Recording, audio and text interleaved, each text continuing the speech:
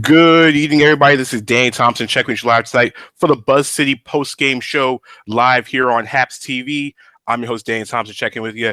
NBA writer, senior NBA writer for the threepointconversion.com, covering the Charlotte Hornets. And this is now game number 8 of the season. And guess what? Your Charlotte Hornets have took care of business tonight on the road against the Atlanta Hawks, ending a 3-game losing streak by the score of 102-94. So for those who've never tuned into the show before, hey, welcome if it's your first time. If it's not your first time, welcome back. So this is a show that we do dedicated to the Charlotte Hornets on a nightly basis. So if you're talking about other NBA teams, this is not the platform to do it. This is all about the Charlotte Hornets and what you see on tonightly basis. Also, if you are online, if you're on happstv.com or actually on the Happs app, please download it. Not only myself, but other great journalists will be on there on a regular basis. It's a superly great platform that's able to allow us to be able, as journalists, to download and be able to talk to people on a regular basis. So now that we got all that business out the way, also at the same time, you can download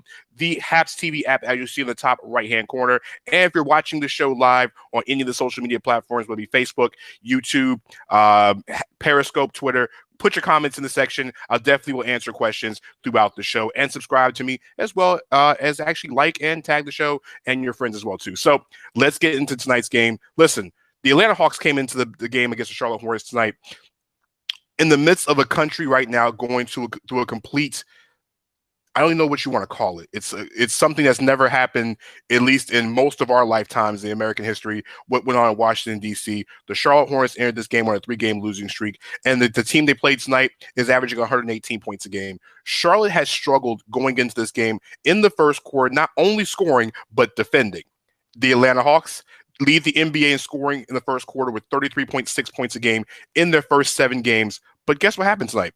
Something changed, and guess what? The Charlotte Hornets figured out how to play defense, and literally for the most part, for about 46 minutes, they led the entire game. It was one of those games where not only did Charlotte play well defensively, they stopped one of the NBA's best scorers. Trae Young only had 7 points. Now, 7 points for a guy averaging almost 29 points a game. Here's even difference. Trae Young has scored 10 or more points in 53 straight games, and tonight only had a grand total of 7. The Hornets came out in the first quarter and punched the Atlanta Hawks right in the mouth, 27-11. Like I said, didn't trail until literally the middle part of the fourth quarter, and we'll get to that in a minute. Like I said, 102-94 was the final, and this will now be called the Gordon Hayward game. Gordon Hayward had been by Hornets fans, either you understood why they signed Gordon Hayward or you're saying this guy is being overpaid. Well, Gordon Hayward tonight showed why he was worth $120 million. When you look at Gordon Hayward's game, it's not really all about the points that he brings. It's the fact that he's averaging before the game tonight around almost 19 points a game and about 5 assists a game. And if you look at the fact that the 5 assists based on turnovers, based on 3-pointers and assists, he's giving you right around 30 points a game between scoring and passing the ball. But tonight, Gordon Hayward came out. Not only was he aggressive, but he was scoring at all 3 levels. And for those who don't know that the 3-level scorer term, he was scoring in the paint, he was scoring from the mid-range, he got to the free throw line, and hit from the 3-point line. So he did everything you asked him to do on the court tonight.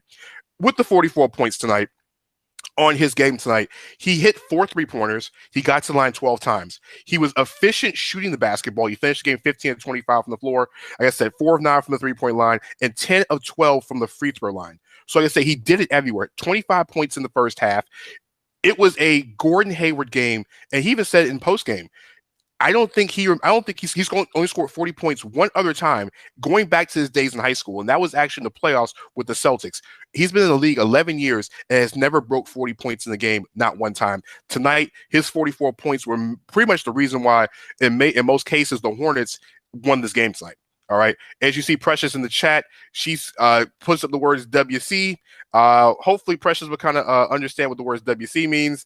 I know what it means, but maybe she might let you guys know what it is as well too. So listen, but back to Gordon Hayward. It was a dominating beginning and a dominating finish. When the Hornets were struggling to find points after Atlanta took the lead, Gordon Hayward scored 6 consecutive points 7 points in the fourth quarter to make everything better for the Hornets tonight, giving them the lead back. Devontae Graham knocked down a huge three-pointer. Don't mind the 2 of 14 performance from shooting tonight because he's been struggling all season, but that huge three-pointer was one of the things that gave the Hornets the extra buzz they needed to take the victory tonight. So let's start with the game in the first quarter, and we'll go through the entire game. And like I said, if you have comments in the chat, please, I want to hear from Hornets fans everywhere as well, too. Also, donate to the show as well, too. This is all part of what we do here at Happs. All right. And big shout outs to my main man, Peter, up in Seattle from the Happs team. As always, thank you very much. Irvin, thank you for subscribing to the show. And yes, hello from Augusta as well, too. Like I said, all Hornets fans, I want you to share this everywhere you're around to. So let's start in the first quarter. 27-11 was the big part in the first quarter. And really, one of the major things Charlotte did was it was defense, defense, defense. Not only was Charlotte holding Atlanta down defensively, what they did was they packed the paint, and John Collins couldn't do much. Trae Young, we all know, struggled from the floor. But if you watch what P.J. Washington was doing in the first quarter, it wasn't the rebounding. It wasn't the scoring. PJ was blocking shots. Bismack Biyombo had blocked John Collins' slam dunk at the middle of the rim. It was the team defense that kept Atlanta away from what they do best. Like I said, Atlanta had been scoring almost 34 points a game in the first quarter. And what happened was the Charlotte defense was stifling. Trae Young couldn't get going. And Trae Young, I think, had 2 baskets. I think his second basket came late in the fourth quarter. They switched. And normally what Hornets fans have been seeing all year is the fact of guards have been taking advantage of the Hornets, of Terry Rozier and Devontae Graham. You go back to what Colin Sexton did the first game of the season, Shai Gilgeous-Alexander in the second game. Don't forget George Hill in his shooting in the Oklahoma City game. It had been struggles with guards that were aggressive. And who's more aggressive in the NBA at the guard position than Trae Young, who's also, I think, leading the NBA in free throw attempts. What Charlotte did was a great defensive effort. You saw P.J. Washington get into the rim. You saw protecting the paint. You saw Bismack Biyombo. P.J. finished the game with 3 block shots. Biz had Biz had one himself, but a lot of altering. He had 2 in the game, but a lot of altering of the shots. And Atlanta just couldn't seem to get it going. At one point, you go into the second quarter, they're down by 24 points in this game. On the offensive end for Charlotte, one of the things that Charlotte did well, even though they didn't shoot the ball very well, was you saw the ball movement. And really with Gordon Hayward going out there and being super aggressive in the first quarter, it made things easier. But what also made things easier was the play of LaMelo Ball. Once again, in the first half, Ball comes in the game and he transitions the game. Now, he's only played 8 games, but there was a moment in the first quarter, I think it was a 2 or 3 possession situation where LaMelo Ball gets the ball, I want to say at the left wing, and normally in a situation like this, he's going to shoot it. But he did a veteran move and pump faked, I think it was DeAndre Hunter out of the air, scrolled around the corner, and then hits a layup at the rim. The next possession, which was an NBA play, because if you watched his eyes, he had Gordon Hayward in one corner and Devontae Graham at normally his sweet spot at the side on his side of the 3-point line, but he took it to the basket. Same situation happens on the next possession, but here's the difference. Ball comes to the middle of the lane. He's looking directly at Devontae Graham, but fires a laser over to Hayward, who I don't know if he really saw the ball coming, but he comes in, fires it. It's a 3-pointer. Hornets have a huge lead at this point.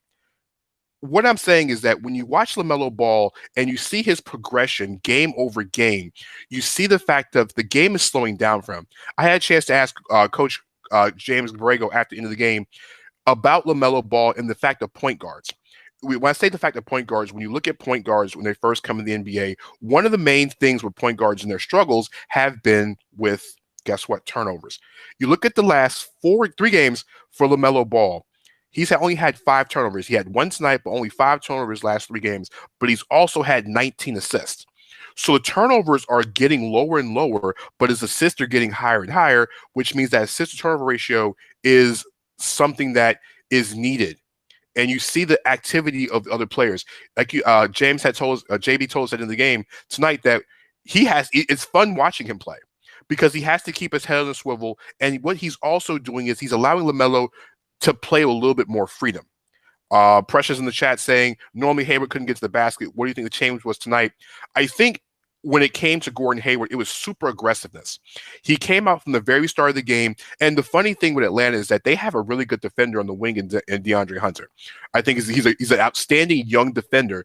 But what Hayward did was, I think the first couple shots went in, and the creativity of ball, the creativity of the fact that when he gets in that mid-range, or right around that 16 to about that 15-foot step back shot that he's perfected in the mid-range, and it starts going in. And then what do most scorers do? They get to the free throw line pressure. So he did everything. So when you get to the basket and you make the first couple shots, knowing you have that step back and you're knowing you're knocking down 3-pointers, it just seems to make the game easier for him.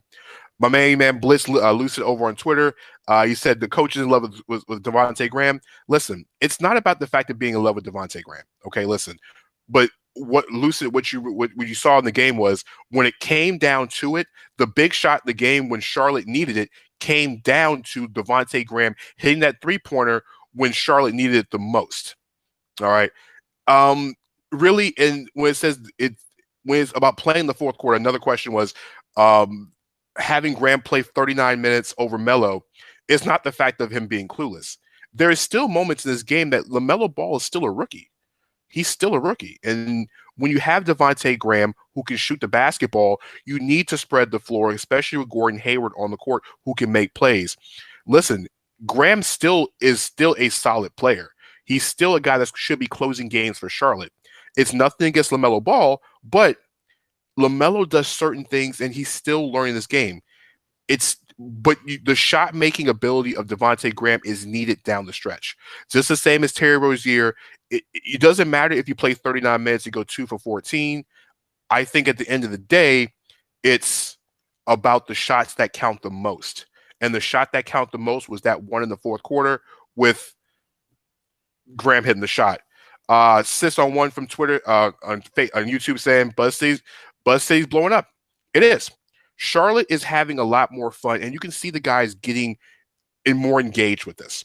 You know, for a team that hasn't been together, and even the question was asked to Gordon Hayward in post game, and even Terry Rozier, the fact of normally in the NBA offseason, you have about 2 or 3 months to get to know your new teammates, to get to know, you know, everybody's tendencies and rhythms.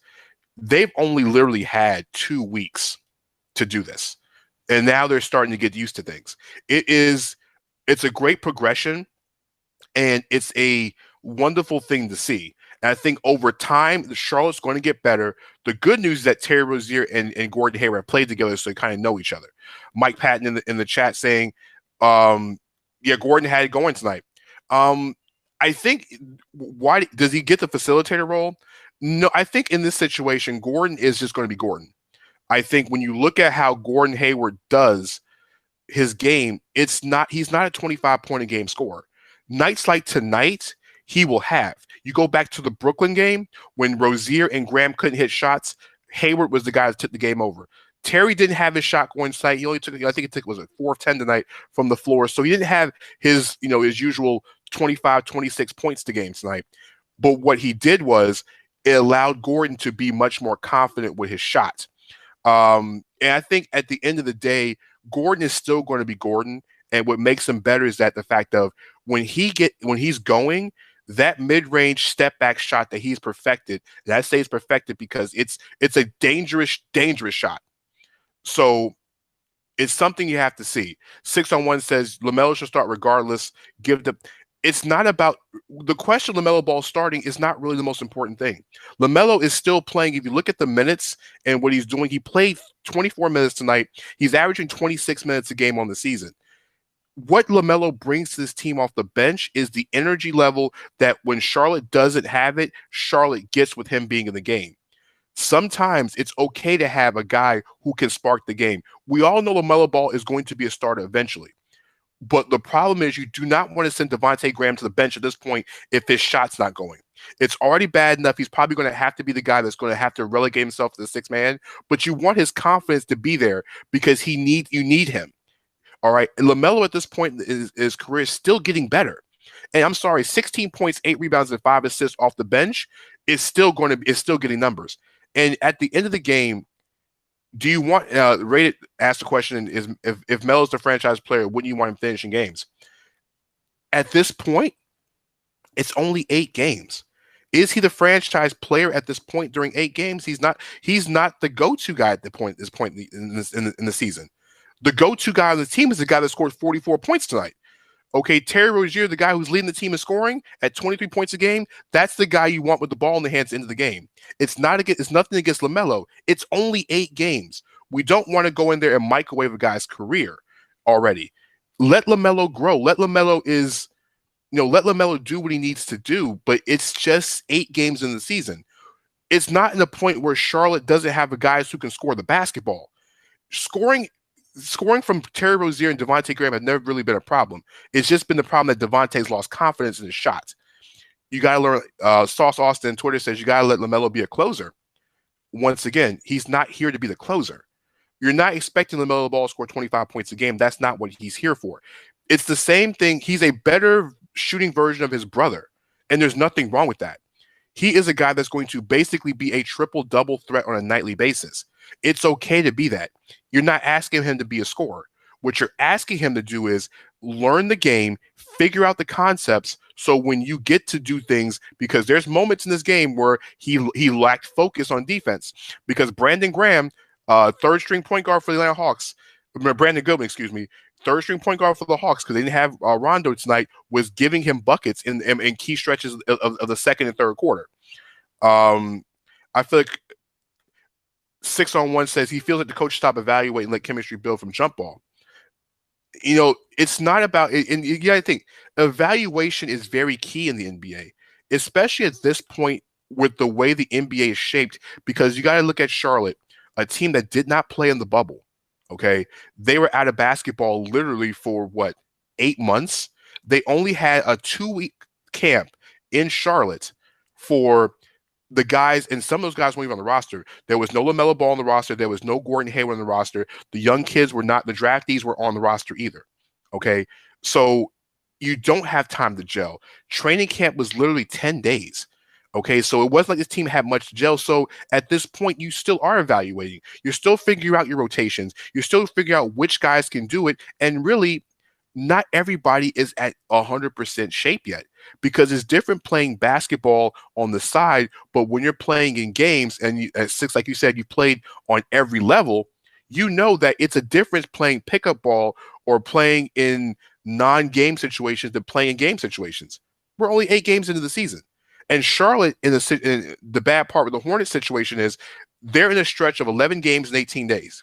Okay, so by the time this stretch is over, when we get past Toronto and the back-to-back down in Tampa at the end of next week, you already had 15 games of the season. So a quarter of the season is pretty much done at this point. And to Ted Hicks' point, big shout out to my man Ted in New York. It's only 10 games. He's only played 8 games, so just give him time. 6-on-1 says Charlotte has nothing to lose. Charlotte does have a lot to lose. The Hornets can make the playoffs here. The Hornets can get in one of the 10 places here. They can get in the top 10. They can force themselves to get into the play-in game. There isn't really much more than that. You look at a team that won 23 games last season, and you're expecting them to be better than what they are. They don't. They have a lot to gain here. And to be honest with you, it's not a bad thing what they're doing with LaMelo. It's just the maturation process. Charlotte didn't need to have him start from day one. They didn't. You already had 2 guards that were doing their job anyway. Devontae Graham would have been a most improved player in most years. Terry Rozier led the team in scoring last year.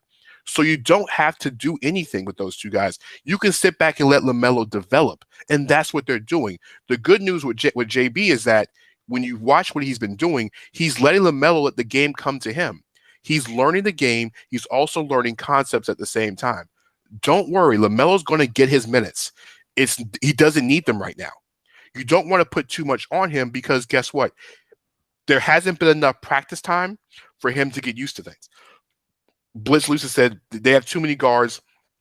Something needs to happen ASAP. No, it doesn't. Because if you look at the Hornets rotation right now, you have Graham, you have Rozier, you have Ball. Outside of that, The other guards on the roster that are actually getting playing time, you're looking at the Martin twins, Cody and Caleb, who catch a lot of flack from Hornets fans. Why? I don't know why. Cody Martin is the best on-ball defender on the team. Caleb Martin is a much more consistent scorer than Malik Monk at this point. Fans want to see Malik Monk, and I get it. Malik Monk's a guy that can give you 25 points a game at the drop of a dime. But there's moments where Malik Monk can go completely cold. And Malik still struggles with defense. That's why he's not in the rotation right now. We saw him play the other night. He played 10 minutes. He's going to get himself eventually, but I think what's going to happen is it's going to have to take somebody either unfortunately getting hurt or unfortunately just really falling off a cliff before we get Monk in this rotation. 6-on-1. If you're on Twitter, my Twitter handle is Danny DANNY number 3 Thompson on Twitter. Inbox me on Twitter, and we'll definitely chit chat because I would love to discuss things with fans. The Blitz Lucian saying they need a big trade for Graham or for big trade Rozier or Graham needs to go. Devontae Graham makes $1.6 million. Okay, you're not trading it. You're not going to trade it. It's the same thing the Lakers had with Kyle Kuzma. He is a second-round pick, Graham was, and Kuzma's the end of the first round. His contract number, you will never get anything back in return that's going to be a fair value. Terry Rozier is your best on-ball defender as a starting guard. So why would you trade him? On top of that, he is your best catch-and-shoot player, and nothing plays better to a guy like Gordon Hayward or LaMelo Ball, who have very good playmaking abilities, than a guy who can catch and shoot and knock down shots. So why would you trade Rozier, who can do that? And Graham, what are you going to get for Devontae Graham? His number is too low. It's the same thing I said with Kyle Kuzma. You can't trade it. Somebody on Facebook saying Malik can't guard the chair I'm sitting in, and the chair hasn't moved in the past hour. I'm not saying he's that terrible defensively, but he's really not that good defensively. 6-on-1 says Charlotte has started the last 2 games slow, missing shots. That's been the story of the entire season. Charlotte going into tonight was the second worst team in the NBA in first quarter scoring. It hasn't been the last 2 games. It's been the first 7. Tonight they scored 27. It's not about it's the slow starts are one thing. It's the fact of Charlotte can't have these lull stretches where they go through periods of games where they don't score. We saw it the other night in the second quarter against was Monday night against Philadelphia. They went scoreless in the second half. Tonight in the fourth quarter they couldn't score. All right. They don't need 3 guards. It works. 3 guards do work. It does work. We saw Oklahoma City do it last year. Okay. Oklahoma City did with 3 guards last year, so it works. It's not like Charlotte has enough guys in the front court to not use 3 guards. It's not like Charlotte can go out there and use different rotation guys. Remember, this is the same team that's still using P.J. Washington at the 5. You're still seeing Bismack Biyombo the 5, and even at times this game, Miles Bridges has played the 5. So yes, 3 guards are going to be going to be what Charlotte's going to use because they are playing positionless basketball, and unfortunately, 3 of the guys that are in this rotation are guards, and they're 3 of probably the 5 or 6 best players on this roster. Remember, it's not about eating up Melo's minutes because Melo is doing good enough with the minutes he's having. You do not want to put too much on a kid that's only 19 years old. You can't microwave a process. If you microwave a process, you'll completely mess things up completely. I get rated what you're saying, and I understand that 3 guards is not what it is, but what happens when one of those guards go down? Or a guard like Devontae is struggling. You do need another guard to come in there. You know, Melo, even though he's played professionally in Australia, he played 10 games in Australia. Remember, he had the foot injury, and when he started catching fire in Australia and started finding himself, that's when he hurt his foot, and he was out the rest of the season. I think the question is Rozier or Graham, and that's a good question. 6. Listen, I said this on the 3-point conversion, which is the show I jump on Saturdays, talking birds and the bees. I think we normally do around 10:30. Myself and Mr. Controversial Raphael Haynes on his show, and I've said it on my Monday night show. I think that at some point in time, Devontae Graham is going to end up being the 6th man of this team. It's inevitable. And not because Devontae's a bad basketball player. It's because Devontae Graham is more effective when he has a high usage rate. We saw this last season. We saw the 18 points a game, and that was a beautiful thing. Like the top 5 in the NBA of 3-pointers made last season. But what we also saw was Devontae had the ball in his hands a lot. And for a guy that shot 38% from the floor, it's shown that it's more volume with him. I think eventually, and I've said that I think probably right around the middle of the month, going into the end of the month, we should see LaMelo Ball in the starting lineup. I think by sometime in February, the transition will happen. LaMelo Ball is too talented to keep on the bench, and I agree with anybody else. He just has to get ready for defensive concepts, and that's what it is. He's got to get better at picking up reads, picking up defenses. Listen, when you say he needs time in the NBA, we saw the same things, and it was even worse in Australia. And if you look at the Australian numbers, he was the worst player in the entire Australian league in pick and roll defense. Okay, he's still learning how to do pick and roll concepts. And if you know James Borrego and you know his style, if you don't play defense, you don't see the floor. But he's getting better. So as he's getting better, you're going to start seeing more minutes. And I'll be honest with you, if Devontae Graham is still shooting like this in another week or so, I'll say this. If Devontae Graham is still shooting like this by the time a team leaves Tampa, then guess what? You're gonna see LaMelo Ball starting by the time we get right to the inauguration part of the year. Ray in the chat saying, if Devontae is playing decent or good, wouldn't Melo get a starting job? It's not about where you're drafted, okay? Because you're the third overall pick doesn't mean anything. If you look at the rookies right now, with the exception of James Wiseman, Anthony Edwards is coming off the bench, okay? Isaac Okoro only started because there was no other small forward available, and Kevin Porter Jr. is still not with the Cavaliers right now, okay? That was the reason why, okay? He's going to get the time. It doesn't matter if you're the third overall pick. It's when you're ready. That's the main concern with a problem with a lot of guys being thrown in too early. You look at Patrick Williams in Chicago, for example, he's learning the role because of the fact that he's coming off the bench, playing behind Otto Porter. Okay, Melo played 10 games in Australia. He didn't play a full season. In the previous years, he played in the JBL. He played in Lithuania. He played at a prep school. He hasn't had any of those moments. He hasn't played in the big time. Just give it some time. 6. I agree. LaMelo's tall. He's a good passer. And listen, you can't. LaMelo Ball is a special player. He is a special player. We all know this. We've seen this. We watched it against tonight. He is special. But the thing is, let him grow into his specialness. Okay, we just can't just throw him out there. Scary Country, are you like a Walmart sports speaker? No, unfortunately, Walmart wish they had a sports speaker like myself. But what you can do is, if you really want to consider where I am, check out the 3pointconversion.com, or you can Google me. Very simple.